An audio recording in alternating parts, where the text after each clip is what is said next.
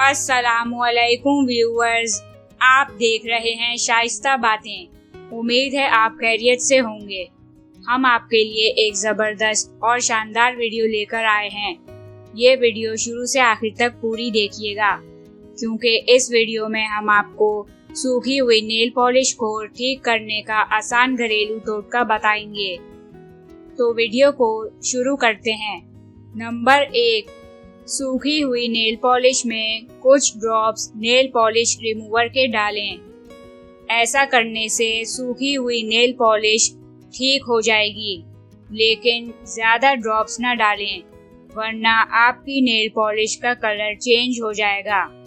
Number 2, सूखी हुई nail polish में कुछ ड्रॉप्स थिनर के डालें, लेकिन अगर आपके पास थिनर नहीं है तो आप सूखी हुई नेल पॉलिश में थोड़ा सा टूथपेस्ट डालें और नेल पॉलिश को शेक करें, ताकि टूथपेस्ट नेल पॉलिश में अच्छी तरह से मिक्स हो जाए। ज़्यादा शेक ना करें, क्योंकि ज़्यादा शेक करने से बबल बन जाते हैं। टूथपेस्ट सूखी हुई नेल पॉलिश को ठीक करने में काफ़ी अच्छा होता है, लेकिन याद रहे कि टूथपेस्ट थिनर की तरह नेल पॉलिश को ज़्यादा लिक्विड नहीं करता।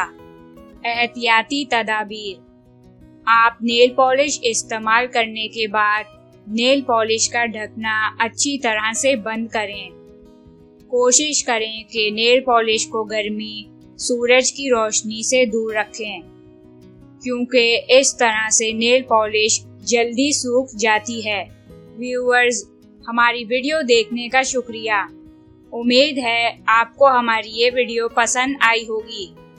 हम आपके लिए इसी तरह की अच्छी वीडियो बनाते रहते हैं, तो वीडियो को लाइक करें, शेयर करें और जल्दी से शाइस्ता बातें यूट्यूब चैनल को अभी सब्सक्राइब करें। बेल आइकॉन पे क्लिक करें, ताकि आपको आने वाली हर नई वीडियो की नोटिफिकेशन सबसे पहले मिले। शुक्रिया।